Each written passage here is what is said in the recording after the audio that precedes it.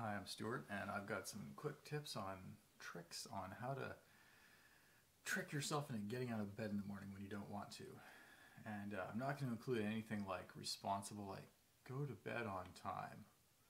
And I'm not even going to really mention anything here that I see as a placebo kind of thing, like control the amount of lighting in your room so you get a good night's sleep and eliminate blue lighting. None of that. This is practical stuff. This stuff actually works, okay? So first of all, and this one's more, yeah, okay, I'll start with this. It gets better. But the first thing, actually, I don't know, this is actually pretty good, but this might not be what a lot of people want to hear, and that is if you hate getting out of bed because you hate your job, quit your job. Now might be a great time for you to become an entrepreneur and stop doing things that you hate because that just shows how much you disrespect yourself. And holy shit, why would you do that? Anyway, second thing is stretching. When you stretch, your body releases a little squirt of dopamine that kind of peps you up a little bit. Now, it's short-lived, so if you stretch and then go back to bed, you're not going to, it doesn't work, okay? So if you stretch in bed, you're going to notice for like 5 to 10 seconds, you're going to have the energy to kind of feel alert, and that exhausted kind of feeling is going to kind of lift momentarily, giving you a small window to take action. Now, stretching, when you wake up and you're exhausted, you don't feel like stretching. So the way you do it is you just stretch one leg or your arm. And then with that, you'll have enough of a squirt of dopamine to stretch maybe your leg, or then maybe your entire body, and then you built up the momentum to take the next step. And the next step is to prop yourself up on one arm in bed. And by doing this, you're not back on the pillow slipping into. You're a little bit alert. And then sit up in bed. And then put a foot on the floor or 2 feet on the floor. And then from there, it's a lot easier to get out of bed. That's what I found works.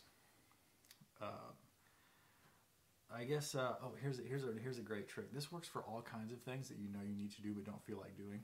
But getting out of bed is one of them. Super simple. You just decide that, and this kind of involves like, you'll always choose the path of the least amount of pain, right? So what you have to do is manufacture pain for doing the thing that you know you shouldn't be doing, right? There has to be a cost to it, and so for me, like I can't. I'm not the kind of I don't like hurting myself. I can't really trust myself to do it. If I'm watching TV, I'm not going to start like just whacking myself with something until I stop watching TV. But what I can do is I can just decide that, if I'm not doing the thing that I need to be doing to have success, I'm just not going to breathe until I start doing it. And about 10 seconds in, I start getting real motivated to do what I need to do. And you can use this to get out of bed. I've done it. It works great. If I'm in bed, like I don't feel like getting up, it's like, okay, you're not going to breathe.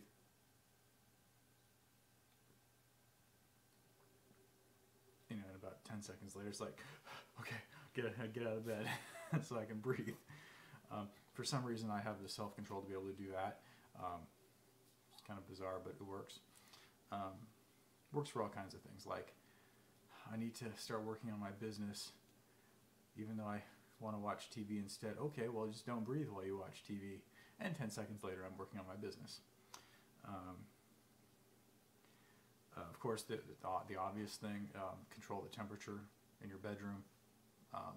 Get a little space heater and stick it somewhere where it won't cause a fire. Just keep it reasonably warm in your room in the winter so that you're not huddling under your sheets trying to stay warm. That's not going to help you get out of bed, obviously. Something I have not tried, but is kind of an interesting idea that I've heard other people, or read on forums that other people have done, is setting their alarm clock an hour before they need to wake. And this, I think, is a terrible idea because you like sacrifice like 30 minutes of sleep probably trying to get back to sleep. But I don't know, maybe it works. You set your alarm clock an hour before you need to wake up, and have a stack of caffeine pills and some bottles of water next to your bed. And you then take the caffeine pills and drink water and go back to sleep. And then an hour later, I guess a second alarm clock goes off, and you wake up buzzing with energy. I haven't tried that, but if that works for you, go for it. That's all I got. And hey, if this video is useful for you, I've got some other kind of self-help videos on my channel too, so check them out.